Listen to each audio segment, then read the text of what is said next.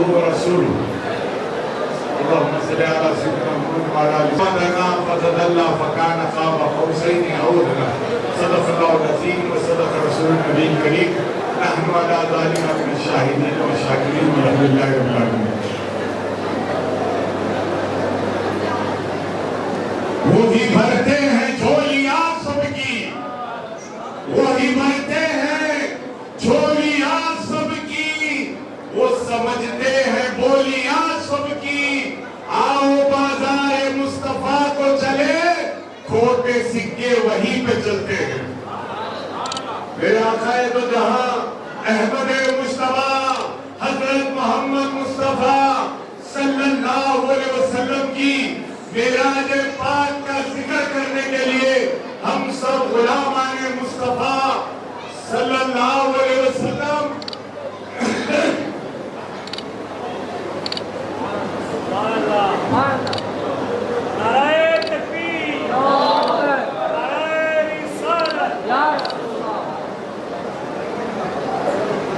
حضرت یوسف بابا شریف بابا کی بارگاہ میں جمع ہوئے ہیں. اور یہ معراج النبی صلی اللہ علیہ وسلم کا یہ واقعہ ایسا ہے کہ یہ جتنے منکرین ہیں نا، یہ جتنا وہ کیڑا نکالنے کی کوشش کرے، تنقید کرنے کی کوشش کرے ہم سنیوں پر کہ ہم معراج النبی کیوں مناتے ہیں، تو ان کو کہہ دینا کہ معراج کا جو واقعہ ہے نا وہ سب میں آلہ ہے. وہ ایسا معجزہ ہے کہ نہ تو کسی نبی کو ملا، نہ کبھی قیامت تک کسی کو ملنے والا ہے. معجزے کا نام ہی ہے کہ عقل سے پرے ہو جائے. ارے میرے آقا دو جہاں صلی اللہ علیہ وسلم جب اس کعبۃ اللہ سے لے کر بیت المقدس گئے، بیت المقدس سے پھر پہلے آسمان، دوسرے آسمان، ساتواں آسمان کی سیر کی، جنت کا مشاہدہ کیا، دوزخ کو دیکھا، لوح کو دیکھا، قلم کو دیکھا، اور عرش بری پر گئے، لامکاں پہ گئے. اللہ سبحانہ و تعالیٰ کو اپنے اس ماتھے کی آنکھوں سے اللہ کا دیدار کیا. 50 نمازیں لے کے آئے، پھر کم کراتے ہوئے 5 کرائی. تب بھی جب واپس آئے تو بستر گرم تھا، زنجیری ہل رہی تھی، وضو کا پانی ابھی بہ رہا تھا. تو معلوم ہوا کہ اللہ نے جب اپنے حبیب کو بلایا تو ساری کائنات کے وقت کو وہی تھام دیا، وہی روک دیا. یہی معجزہ. اور اگر خواب میں رسول اللہ صلی اللہ علیہ وسلم جاتے تو پھر براق کیوں بلایا جاتا؟ براق کس کے لیے آیا؟ جب وہ خواب میں جاتے تو بیت المقدس کا جب حضور نے تذکرہ کیا تو پھر کفار نے جب بیت المقدس کے بارے میں پوچھا تو اللہ نے بیت المقدس کو حضور کے سامنے کیوں رکھ دیا؟ ارے یہ عقیدہ تو ابو جہل کا تھا. ابو جہل کہتا تھا کہ دیکھو دیکھو یہ نبی محمد کیا کہتے ہیں کہ وہ عرش پہ جا کے آئے، جنت دیکھ کر آئے. تو وہ ذات پاک جس نے صداقت کی، آپ نے شہادت کی کہ کہا صدق اللہ العظیم و صدق رسول النبی الکریم نحن علی ذالک من الشاہدین والشاکرین والحمدللہ رب العالمین. تو اس شخص کا نام جو حضرت عبداللہ تھا، رسول خدا نے انہیں ابو بکر صدیق کا خطاب دے دیا. یہ عقیدہ صحابہ کا نہیں، یہ وہابیوں کا عقیدہ ہے. ہم اہل سنت والجماعت کے ہیں اور ہم بابا شرف الدین، بابا یوسف الدین کے ماننے والے ہیں. ہمارا عقیدہ ہے کہ میرے آقا جو دراصل نور ہے، یاد رکھو، عقیدے کو یاد رکھو، میرے آقا نور ہے. ان کی صفت نور بھی ہے اور ان کی صفت بشریت بھی ہے. جب دنیا میں تھے تو لباس بشریت میں رہے، جب معراج پہ گئے تو لباس نورانیت کے ساتھ گئے اور وہاں پر 50 نمازوں کا تحفہ ملا. حضرت موسیٰ علیہ السلام کہا مجھے بنی اسرائیل کا مجھے تجربہ ہے، آپ کی امت اس کی پیروی نہیں کرے گی، 50 نمازیں نہیں پڑھے گی، کم کروائیے۔ حضور نے 45 کروایا، پھر کہا کم کرائیے، 40 سے 5 تک آ گئے، 9 مرتبہ حضور بار بار عرش پہ جاتے رہے، اللہ کا دیدار کرتے رہے، نمازیں کم کراتے رہے۔ تو یہ واقعہ آپ نے بہت بار سنا، لیکن اس کا دوسرا پہلو بھی سنیے کہ حضرت موسیٰ علیہ السلام اللہ سبحانہ و تعالیٰ سے دعا کرتے تھے کہ اللہ مجھے اپنا دیدار کرا دے، تو اللہ سبحانہ و تعالیٰ ارشاد فرماتا تھا لن ترانی، اے موسیٰ تم میرا دیدار نہیں کر سکتے۔ جب 9 بار دعا کی تو اللہ نبیوں کی دعا کو رد نہیں کرتا۔ اللہ نے کہا ٹھیک ہے موسیٰ، روزے رہ کر آؤ، 30 روزے رہو۔ موسیٰ علیہ السلام 30 روزے رہے۔ روزہ بھی کیسا روزہ رہا؟ کھجور سحر میں چاٹنا اور افطار میں کھجور چاٹنا، کھجور کھانا نہیں ہے، صرف چاٹنا ہے۔ ایسے 30 روزے رہے، اور اس کے بعد جب آپ باہر نکلے تو مسواک کر کے نکلے، تو جو رحمت کے فرشتے تھے وہ چلے گئے۔ موسیٰ علیہ السلام نے عرض کیا پروردگار یہ رحمت کے فرشتے کیوں چلے گئے؟ تو اللہ نے کہا ہے موسیٰ تو روزہ رہنے کے بعد جو تمہارے منہ سے بو آتی تھی تم اس سے کراہیت کرنے لگے، لیکن فرشتوں کے لیے وہ بو نہیں بلکہ خوشبو تھی، اس کے لیے آ رہے تھے۔ تو موسیٰ علیہ السلام نے کہا میں پھر کیا کروں؟ پھر اور 10 روزے رکھا ہے۔ پھر موسیٰ علیہ السلام جب طور پہ جا رہے تھے تو عرض کیا پروردگار میری امت کے کچھ لوگوں کو بھی ساتھ لاتا ہوں۔ 9 لوگوں کو لے کر گئے۔ آپ جب چڑھنے لگے تو اللہ نے کہا کھڑاؤں کو اتار دو، اپنی نالین کو اتار دو، اپنی چپل کو اتار دو۔ موسیٰ علیہ السلام چپل کو اتارے، جب پہاڑ کے اوپر پہنچے تو اللہ اپنی لامحدود انوار میں سے تجلیات میں سے تھوڑی تجلی ڈالے۔ اللہ کی کوئی تجلی کی لمٹ نہیں ہے، اللہ کی تجلی اتنی نہیں ہے اتنی نہیں ہے، اللہ کا کوئی سائز نہیں ہے، کوئی شیپ نہیں ہے، اللہ کا کوئی حجم نہیں ہے کہ اللہ اتنا بڑا ہے، اتنا لمبا ہے، اللہ ایسے دکھتا ہے یا ویسے دکھتا ہے۔ اللہ تو پاک ہے، یہ سب چیزوں سے پاک ہے۔ اللہ کی تجلیات بھی نامحدود ہے۔ اللہ کبھی اس وقت سے اس وقت تک نہیں ہے، اللہ ہمیشہ سے ہے، ہمیشہ تک رہے گا۔ کیوں؟ اللہ پاک ہے۔ اللہ سبحانہ و تعالیٰ نے سوئی کے، حدیث میں آیا کہ سوئی کے دانہ جو رہتا ہے سوراخ، اس سے بھی کم تجلی کو پہاڑ پہ ڈالا۔ پہاڑ پہ کہاں ڈالا؟ جھاڑ پہ ڈالا۔ جھاڑ پہ جب ڈالا تو جھاڑ میں آگ لگ گئی۔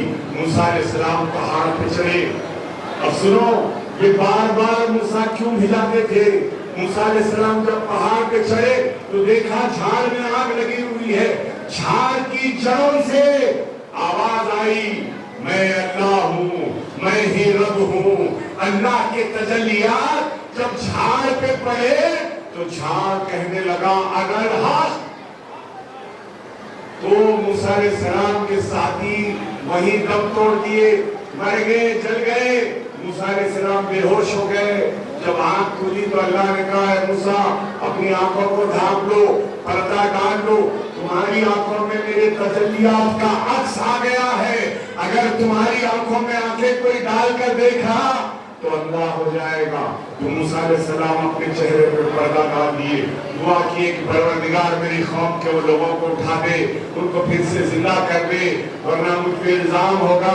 قوم کو اللہ نے، ان 9 بندوں کو اللہ نے زندہ کیا۔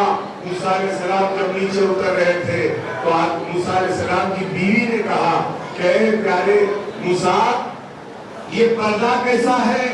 کہا میری آنکھوں میں جو دیکھے گا اللہ کی تجلیات کی وقت نظر آئے گی، وہ بھی اندھا ہو جائے گا۔ موسیٰ علیہ السلام کی بیوی نے کہا کہ میں دیدار کرنا چاہتی ہوں۔ کہا نہیں اندھی ہو جاؤ گی، نہیں مجھے دیکھنا ہے۔ تو موسیٰ علیہ السلام نے کہا ایک آنکھ کو بند کر لو، ایک آنکھ سے دیکھ لینا، ایک آنکھ کو بند کر لو اور ایک آنکھ کو دیکھ لینا۔ موسیٰ علیہ السلام نے پردہ اٹھایا ایک آنکھ سے موسیٰ علیہ السلام کی بیوی نے دیکھا، ایک آنکھ تھک گئی، ایک آنکھ ضائع ہو گئی، ایک آنکھ سے اندھی ہو گئی۔ آپ نے پردہ پھر ڈال لیا۔ موسیٰ علیہ السلام کی بیوی نے کہا، اے موسیٰ مجھے پھر سے پردہ اٹھاؤ، میں پھر سے دیدار کرنا چاہتی ہوں۔ تو موسیٰ علیہ السلام نے کہا، ایک آنکھ سے اندھی ہو گئی ہو، اب دوسری آنکھ سے کیسے؟ کہا، وہ دیدار میں آپ کی آنکھوں میں وہ کشش ہے، وہ لذت ہے، وہ نورانیت ہے کہ میں اگر 100 آدمی ہوں تو قربان کرنے تیار ہوں، وہ دیدار کرا دو۔ موسیٰ علیہ السلام نے پردہ اٹھایا، پھر سے انہوں نے دیدار کیا، پھر سے دوسری آنکھ بھی ضائع ہو گئی، پردہ ڈال دیا۔ موسیٰ علیہ السلام کی بیوی نے کہا، پردہ جب ڈالا تو موسیٰ علیہ السلام نے اپنے انگوٹھوں کو پھرایا، موسیٰ علیہ السلام کی بیوی کی آنکھیں اچھی ہو گئی۔ موسیٰ علیہ السلام کی بیوی نے کہا، موسیٰ پردہ ہٹاؤ، پھر سے دیدار کرنا چاہتی ہوں۔ کہاں اندھی ہو جاؤ گی؟ کہاں اندھی ہو گئی تو ہو گئی، وہ آنکھوں میں جو لذت ہے، دیدار الہی کا جو مزہ ہے، وہ میں پھر سے دیکھنا چاہتی ہوں۔ پھر سے پردے کو اٹھایا، پھر سے اندھی ہو گئی، پھر سے پردے کو اٹھایا، پھر اندھی ہو گئی۔ موسیٰ علیہ السلام اپنے ہاتھوں سے آپ ان کے آنکھوں پہ پھراتے جاتے، آنکھ اچھی ہوتی جاتی۔ اس طرح 9 مرتبہ موسیٰ علیہ السلام کی بیوی نے موسیٰ علیہ السلام کی آنکھوں میں دیکھ کر اللہ کی وہ تجلیات کا مزہ لیا۔ اب موسیٰ کو معلوم تھا کہ آنکھوں میں نے تو محدود تھوڑی سی تجلی میں بے ہوش بھی ہو گیا تھا، اور میری آنکھوں میں وہ لذت تھی، وہ دیدار کا مزہ تھا۔ مصطفیٰ کو مگر کوئی پردے کے، کوئی حجاب کے اللہ کو اپنی آنکھوں سے دیکھ کر آ رہے ہیں، اسی لیے وہ آنکھوں میں دیکھتے جاتے، نماز کے بہانے بھجاتے جاتے، پھر دیدار کراتے جاتے۔ یہ ہے شان میرے مصطفیٰ کی، یہ ہے ہمارے آقا، یہ ہے معجزہ۔ بتاؤ یہ نیند کی آغوش میں یہ کیسے ہو سکتا ہے؟ اس لیے مولا مشکل کشا سے کسی نے پوچھا کہ رسول اللہ صلی اللہ علیہ وسلم نے کیا اپنے آنکھوں سے دیدار کیا؟ تو مولا نے کہا، بے شک اپنی ماتھوں کی آنکھوں سے مصطفیٰ نے دیدار کیا۔ یہ پیغام ہے معراج النبی صلی اللہ علیہ وسلم کا کہ ہم کو آقا کی وہ اختیارات کو، حضرت صحابہ کرام کا عقیدہ کیا تھا؟ اختیارات مصطفیٰ کے ماننے والے تھے۔ صحابہ کا عقیدہ کیا تھا؟ جانشینان مصطفیٰ صلی اللہ علیہ وسلم تھے۔ تو ہم کو اب یہاں پر ایک پوائنٹ سمجھنے کی ضرورت ہے۔ یہ مختصر سی بات کہہ کے اپنی بات کو ختم کروں گا۔ جھاڑ کیا ہے؟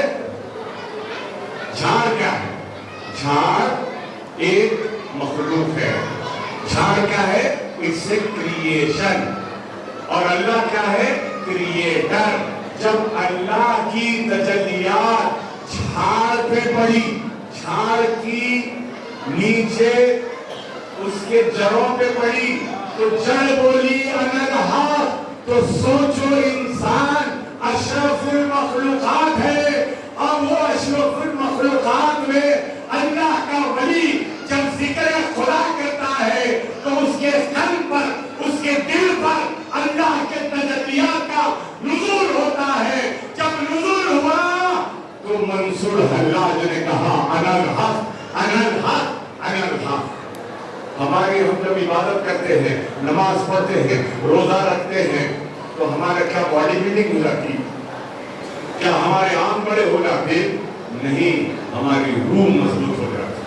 اب ایک دن نماز پڑھتے کیا دل اتنا طاقتور ہو جاتا، روح اتنی طاقتور ہو جاتی؟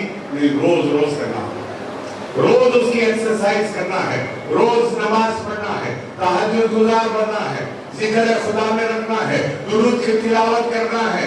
یہ سب کریں گے تو روح امپروو ہوگی۔ جیسا میرا بچہ جم میں جا گئی، ایک دن 2 دن جم کرتا، فوراً آئینے کے سامنے کر کے آرے کا ماں تو دیکھا، بار بار بار بار ایکسرسائز کریں گا، کئی مہینے گزریں گے تو اس کے پھر آرم بھی آئیں گے، باڈی بھی آئیں گے، سب آئے گا۔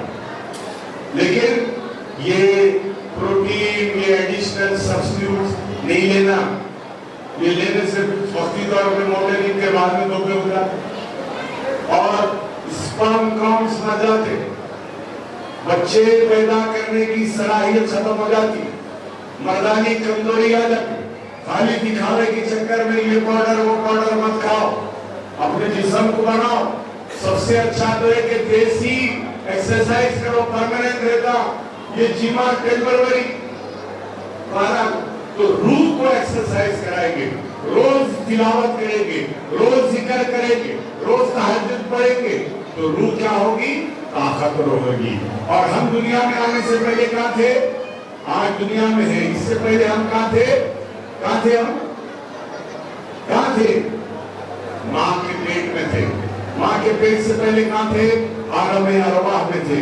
आलम अरवाह में थे। आलम अरवाह से हुक्म माँ के पेट में आए। माँ के पेट में आए तो हम एक जिल्द में लिपटे हुए थे। अल्लाह का हुक्म जिल्द थकी, हम दुनिया में आ गए। यहाँ दुनिया में आ गए तो ये जिस्म हमारा लिबास बन गया, रूह जिंदा है। खबर में थे जाएंगे तो लिबास खत्म, ये लिबास खत्म, रूह जिंदा है। इसी पे रहमत होगी, इसी पे अज़ाब होगा, तो रूह जिंदा है। महशर के मैदान में जाएंगे तो रूह जिंदा है, रूह मौजूद है। लिबास इसी टाइप का, यही अंदाज का लिबास फिर से दे दिया जाएगा। फिर जन्नत में सरकारे दो जहां के सदक़े में और या अल्लाह के सदक़े में जन्नत मिलेगी, तो वहां भी रूह जिंदा होगी, लिबास वहां भी दिया जाएगा। जमरू जवान 30 से 40 साल की उम्र वाला जवान होगा, वहां कोई बूढ़ा जन्नत में नहीं जाएगा, वहां भी रूह जिंदा होगी। तो हम आलम अरवाह से माँ के पेट में, माँ के पेट से दुनिया में, दुनिया से महशर, खबर में, खबर से महशर में, महशर से इंशाअल्लाह जन्नत में। तो रूह ट्रांसफर हो रही है, रूह हर जगह मौजूद है। जब दुनिया में अल्लाह का वली जब जिक्र खुदा करता है तो उसकी रूह ताकतवर हो जाती है। जब उसका मुरीद, जब उसका आशिक उससे दुआ की इल्तिजा करता है तो वो दुआ करता है तो उसकी दुआ कबूल हो जाती है। जब वो खबर में जाता है तो जब भी उसकी रूह जिंदा है, रूह वही ताकत के साथ है, बल्कि ताकत में और इजाफा हो गया है। दुनिया में यहाँ पर बंदिशें हैं, दुनिया में अल्लाह की शरीयत है, दुनिया में यहाँ पर खैर खाना है, मशीयत है, अल्लाह की मर्जी है, जाहिर नहीं कर सकते। जब खबर में जाए तो ये पर्दे हट जाते हैं। जो आता है उसे बेहिसाब नवाज देते हैं, गरीब आता है तो गरीब को नवाज देते हैं, अमीर आता है तो अमीर को नवाज देते हैं। इसीलिए तो ख्वाजा गरीब नवाज कहलाते हैं। तो अल्लाह का वली की रूह खबर में भी जिंदा है, अल्लाह की वली की रूह दुनिया में भी है, महशर में भी रहेगी, इंशाअल्लाह जन्नत में भी रहेगी। व आखिर दावाना अल्हम्दुलिल्लाहि रब्बिल आलमीन।